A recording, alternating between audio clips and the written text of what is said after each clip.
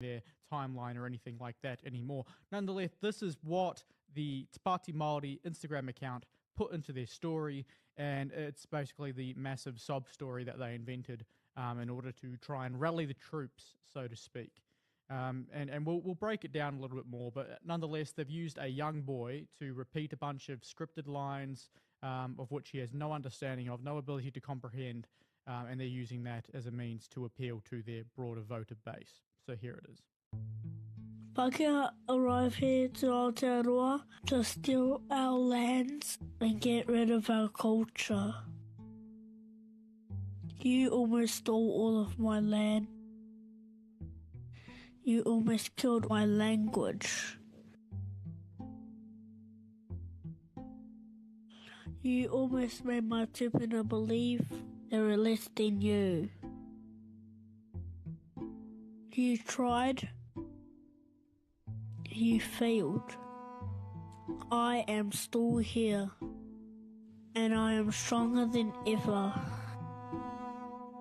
because I walk in both worlds. The first thing he says is that Pākehā arrived in Aotearoa to steal our land and get rid of our culture. I mean, Pākehā 100% came here and wanted to utilise land, yes. And that was after a very long period of time that they were able to do so, including the signing of Te Tiriti o Waitangi, including the land sales, legitimate land sales, I might add. And then to get rid of the culture. So was that the reason why Pākehā came to this country? Was it to come here and get rid of Māori culture, basically erase Māori from existence altogether? I've certainly seen no evidence of that. Sure, you might argue that some Pākehā throughout history have very much not liked Māori, have very much not wanted their culture to be around. Sure, you could argue that periods in time there were policies which some Māori may indeed argue as being culturally erasive. Nonetheless, to sit here and suggest that that was point blank what the Pākehā were here to do, what the Crown came here to do, would be a lie. And they've got a child to repeat that lie to you. He then goes on to say that the Crown almost took all of his land, that the Crown almost killed his language. But on both counts here, he would be completely incorrect. For starters, the majority of the land that Māori lost throughout that time period to this day was either sold legitimately or, for the most part, confiscated within the bounds of the law. You see, unfortunately, whether they want to admit it or not, the many Māori who take claims to say that their land was stolen, the majority who actually claim it's stolen have absolutely no idea what happened whatsoever, to be fair. But the majority who decide to say that this land over here was stolen because it was confiscated refuse to acknowledge the fact that it was confiscated because of a law passed in Parliament. A Parliament which had the authority over all of the land to pass laws and for those laws to come into effect based on what Article 1 of Te Tiriti o Waitangi says. So whilst sure there will be certain instances where the confiscation wasn't deemed justified, where the laws probably were skirted somewhat, where they were abusive in their powers, generally speaking, if we're being completely frank, they were confiscated because the law allowed them to, because they had the authority to create the law. And as such, sitting here and saying, because you lost your land due to confiscation, I don't know, probably because you were rebelling against the bloody government, to suggest that that is somehow an unfair outcome is, well, quite frankly, I don't get it. Essentially, the video concludes by him saying that the Crown nearly made his ancestors feel like that they were lesser than Pākehā, that they were lesser than the Crown, and that regardless of all that, regardless of everything that the Crown's tried to do to oppress Māori and make Māori, lose their language, lose their culture, lose their land, lose their identity, lose absolutely every element of their being, despite the inaccuracies in that he is still here and he's stronger than ever. For starters, if you're here and stronger than ever, that suggests to me that, well, whatever the Crown was allegedly doing either never happened at all or they were really, really bad at it. And given the Crown's track record on colonisation, I probably think they're not very bad at it because they've got a lot of practice. But me being a bit disingenuous aside, this annoys me, this frustrates me because they're getting a kid who has absolutely no idea what the history says outside of what his family has told him, or no idea of whoever coached him to make this video, whatever they've told him. He's got no idea what he's talking about. He's just repeating the words. And the reason why this is so disgusting to me is because of why it's being done. It's because the Party Māori know they can't rely on facts and logic to win an argument. They can't rely on facts and logic to draw a crowd. They can't rely on facts and logic to build a revolution. No, they have to rely on manipulation and political propaganda. The reality is, this is an appeal to emotion fallacy. An appeal to emotion fallacy, that is all it is. It's saying, hey, look, here's a small kid. You should feel sorry for this kid. Listen to what he's saying. Listen to all these things. We don't need you to question what he's saying. We don't want you to think, hey, is it what this kid's saying actually true? No, because you just see a kid. He's saying all these things. You'll take it as gospel because it's a kid. Why would a kid lie? It is, I was just saying on X the other day, whoever is in charge or whoever is coaching Te Pāti Māori on their political propaganda or their ads or whatever, this sort of stuff, needs a raise because they are probably getting a decent amount of cut through here because people will look at this and just think, bingo, yep, I 100% agree, cannot disagree at all. But I mean, that's the power of propaganda, isn't it? And that is all this is. This is propaganda designed to manipulate the masses. Now, many people such as myself won't even have a bar of it. I saw straight through it from the second I saw. But, you know, the fact that they would go to these links shows that they don't have confidence in their own position. They don't have confidence that they are on the right side of history. No, what they want to do is they want to stoke a revolution. And what is the better way to get people behind a revolution is to appeal to their emotion. And that is one of the reasons why Te Pāti Māori is so dangerous.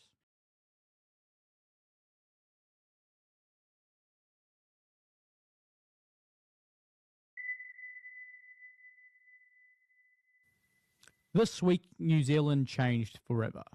Some people will call that an overstatement. Some people say I'm exaggerating. Some people might think I'm scaremongering. Is that right?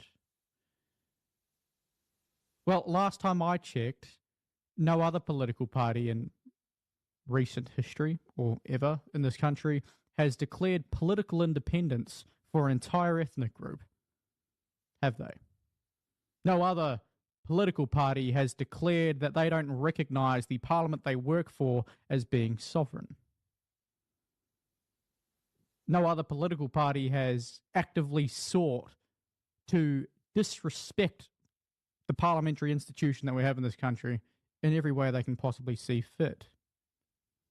Whilst the government is delivering their budget speech, Pāti Māori's out there saying, we don't recognise the Crown, we're going to create our own parliament. The number of developments this week that, quite frankly, the media isn't even taking seriously. News Hub called it, quote-unquote, a stunt. Cheers, Jenna Lynch. Why are they not taking it seriously? Do they seriously think Te Pāti Māori's bluffing?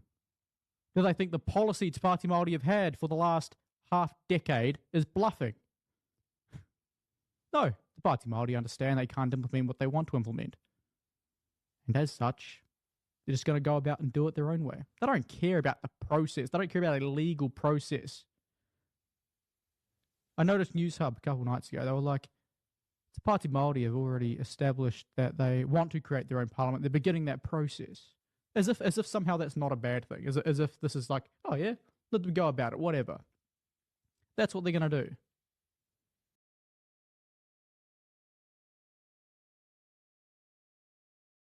They're just going to go away, spend a few months discussing how they're going to do it, and then bring something before the government. As if they're going to bring a proposal to the government that the government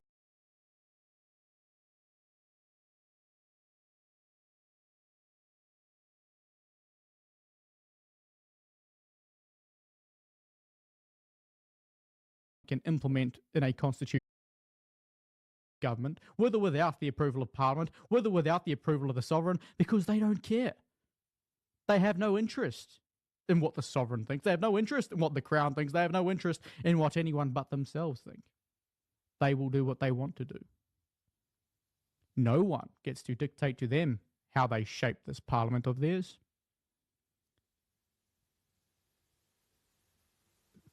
New Zealand has officially changed forever with these sentiments coming out of Te Pāti Māori this week. The reality is, this all started somewhere. And this time last week, when I was posting the video about Te Pāti Māori stoking a revolution, the daughter of Te Pāti Māori President, John Tamihere, and the wife of Te Pāti Māori co-leader, Rawiri Waititi, was saying some very interesting things on social media, to say the least. In fact, there's a very long video of her explaining just exactly what she thinks of the Crown, just exactly what she thinks of how Māori should view the Crown and how they should go about their lives. And this is really what kicked off the week of revolution. So when I put in the title of that segment from last week, Stoking Revolution, I was not joking. Within 3 days of that being released, Te Pāti Māori officially declared revolution, explicitly so.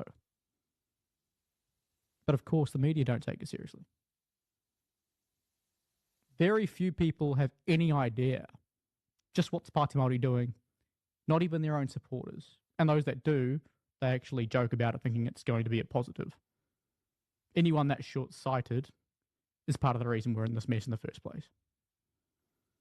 So we're now going to take a look at what Kiri Tamihere Waititi has been saying over the past week. Wake the fuck up and realise that continuing to fuck around in a system that was designed to fuck us up is going to keep fucking us up. Over 180 fucking years, we've subscribed to a system that treats us like fucking second-class citizens in our own country. It's never changed. We think it's got better and it hasn't. Where's the thing, right? She starts off already just coming out swinging, suggesting that the entire system we have before us here today in New Zealand is designed to oppress Māori. That's its purpose. It's there to oppress Māori, keep Māori dumbed down, keep Māori unable to succeed. Meanwhile, I don't know many people that have done this personally. Meanwhile, she's been to France recently. In the last year, 18 months, she's been to France, along with her husband, Rawiri Waititi. It's an awfully weird way to oppress an ethnic group, isn't it? She's been to France. She's seen the house that her father owns. That thing's worth millions. She is the epitome of an elite Māori who, quite frankly, is completely out of touch with the average person, has very little in common with the average Māori that's living paycheck to paycheck. She has very little in common with the average Pākehā. She's completely out of touch. I mean, she's an educated person. She's a clinical psychologist. That's an awfully strange way to oppress someone. You're so oppressed, I gave you a bloody education. You're so oppressed, you live in a much nicer house than the majority of the population. She's sitting here lying to the very people that elected her husband, that give the party she represents relevancy, so that she can control them, so that she can get what she wants. She can get what her father wants. She can get what her husband wants. She can get what those at the top of the Te Pāti Māori want, which is control over the Māori people. Their policy speaks for themselves. That Māori would be required to go into the Māori role, and that Māori role would, of course, then be implemented into the Māori parliamentary system. Now, the Māori parliamentary system is something that's a little bit up in the air as to how exactly that would take shape. It seems that it would likely be reliant on iwi and hapu, and there would be representatives to that extent. Oh, it sounds like a bit of a shambles, but we'll go into that a bit later. Kiri Tamihere Waititi really just isn't in a position to make these claims of oppression when she's better off than most people who aren't even Māori. And it's likely she's had more money, more expensive experiences, more opportunities than any of you watching at home. Any of you. Yet no, she's oppressed. And by the way, unless you're Māori, you're not oppressed. Even if you are living in the gutter, you're homeless, downing a bottle a day, you're still less oppressed than her, because she said so. And every little incremental benefit we get, we think, getting closer and closer to mana motuhake. We're full of shit. Mana motuhake doesn't lie in that place, and it never ever will. But at what point do we fucking decide that enough is enough? Investing in a system that's feasting off our failure is enough. When do we stop talking about tino rangatiratanga? When do we stop talking about sovereignty? I am the sovereign. When do we start acting in that? When do we start moving from the attitude of I am the sovereign to behaving in the attitude of I am the sovereign? And see, this is the other important thing. At the end of the day, New Zealand, whether you agree with it or not, whether you like it or not, New Zealand has a sovereign. Right now, it's the monarch, King Charles, right? That's just a fact. That is the fact of this nation. This is a constitutional monarchy. Now, I don't necessarily like King Charles myself. That's okay. I respect the institution. I understand it's there. I can't just say I don't recognize this country as being a constitutional monarchy just because I don't agree with it. No, I'm sure I can advocate for a republic. Sure, if I wanted to, I could, yes. But that doesn't mean I can just come out here and say I am the sovereign. You have rights as an individual. You have many rights as an individual. In fact, you have more power over the direction of this country than the sovereign. That's a fact.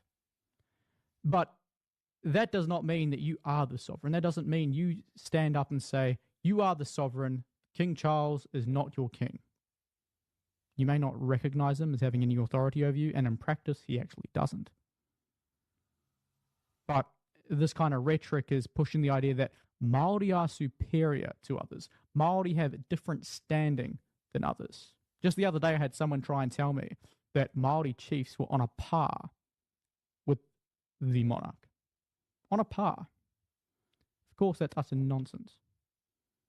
But this is the kind of rhetoric that this reinforces. Continuing to fuck around in this bullshit system is making us beg. We're still begging for Pākehā to recognise us.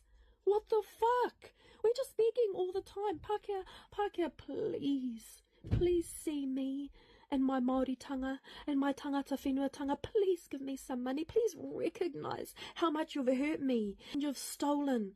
And please, can you just give me some money back? When are we going to stop asking for permission? We have to start fucking asserting our sovereignty, acting in our sovereignty. It was never ever taken away from us. But we're behaving like it was. We're continuously behaving like our sovereignty was stripped from us, and it never was. And this is the key issue with the whole rhetoric, the whole narrative, I should say, about the Te Tiriti o Waitangi not ceding sovereignty to the Crown. I mean, as a fact, it did. And any scholar who thinks they're credible, who claims to the contrary, simply has no regard for the truth, has no ability to look at anything objectively, because if you actually look at what it says and you do so with just this little tiny amount of credibility, a little tiny amount of humility, a little tiny amount of objectivity, you will establish it was quite clearly ceded. You cannot tell me, you cannot sit there in good faith and tell me that Article 2 trumps all, that Article 2 can contradict Article 1 and Article 3 so easily. Any interpretation of what Te Tiriti o Waitangi says that contradicts itself is not true.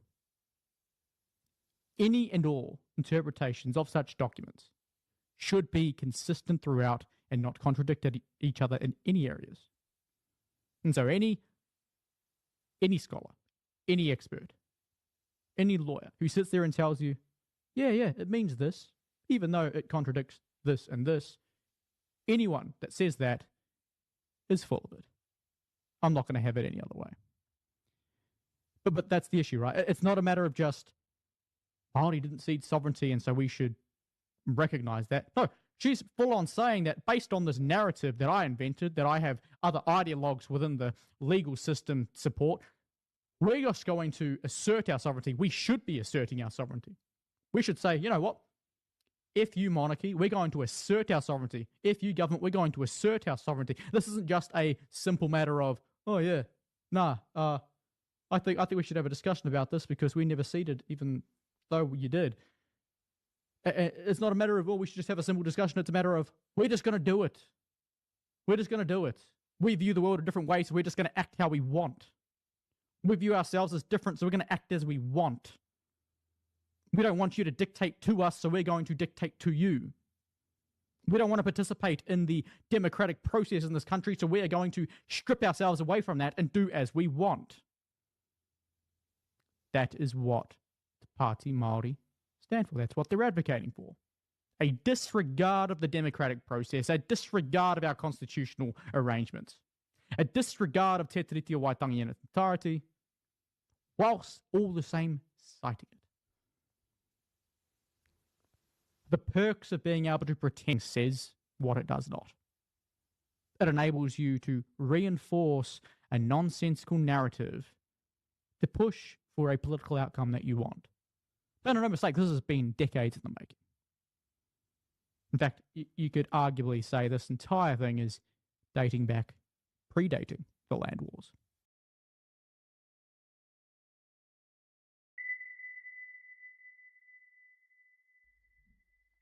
Kia kaha kia tātou.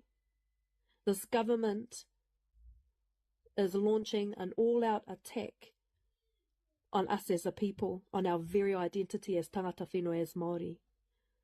We are under siege by this government. They're doing everything in their goddamn fucking power to get rid of us. And here comes they are trying to erase us narrative. If you can convince those who don't know any better that the government that we have is trying to erase them, is trying to eradicate them, is trying to oppress them, if you can convince them with outrageous language that you haven't substantiated, well, then you can convince them to follow you to war. You can convince them to follow you in whatever direction you see fit. In this case, towards a Māori parliament, towards Māori political independence. These people are not genuine. These people have no regard for process. They have no regard for truth. They will say and do whatever they want, so long as it advances their cause. And in this case, by lying to the people, by lying to those who don't know better, by telling them that the Crown wants to erase them, wants to effectively commit genocide against them, by doing so, they believe, and they will, unfortunately, convince some to follow them on their journey towards a separatist country. And they're creating all these little fucking distraction techniques with their bullshit little submissions, 5 days of a submission here, 5 days of a submission there. All these distraction techniques, otherwise known as due process, so that the general public, including Māori, can have their say on any laws that are being passed. Apparently, the process in which Māori can have their say is an oppressive tool designed to prevent Māori from having their say. O atu wera, we need to stop getting caught up in the weeds and look at the big picture. That we're continuing to subscribe to a model that was designed to assimilate, to continue to colonize, and to keep us as second-class citizens in our own country. And I don't really need to address all of that. I'll just address the second-class citizens part. Love, you were in Paris like less than 2 years ago. I don't need you to talk to me about second-class citizens, thanks. Unless I haven't alluded to it already, have you seen your father's house? That's anything but a second-class citizen's house. Have you seen the Māori economy? That's anything but an economy that belongs to second-class citizens. Have you seen the fact that Māori have special electoral rights? That's anything but second class. And when I say special, I don't mean ones that reduce Māori's ability to have input into our system. It's ones that enhance it, that give them privilege in our parliamentary system. Māori electorate seats guarantee that Māori will have who they want representing them in Parliament. Guarantees.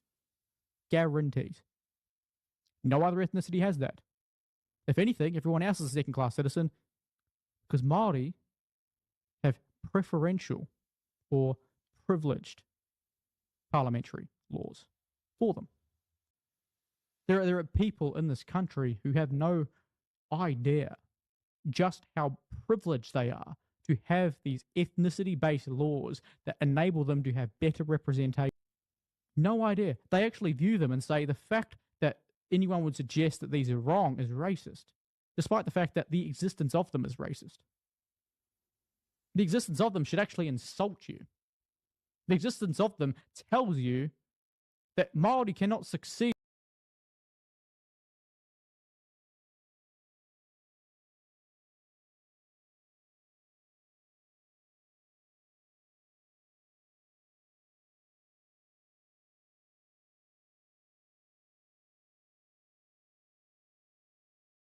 But that being said, the current government has the highest, one of the highest makeups of Māori MPs, Māori ministers, despite not having a single Māori electorate seat. How have they managed that one?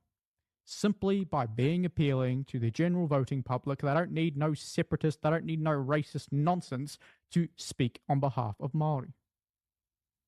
But of course, the Party Māori being radicals, well, they have to rely on a small group of radicals to elect them.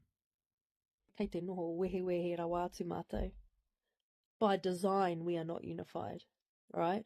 But you just imagine, just take one fucking minute of your day to imagine if we were all on the same page, not for my own little iwi or my own little hapu or my own little whānau, if we happen to be, just imagine, all on the same page for the sake of all of our mokopuna, Māori mokopuna. Can you imagine the might and the power that we would have? We could overthrow any... And then the penny drops. If Māori united, they could overthrow any government. Why say that? Why say that?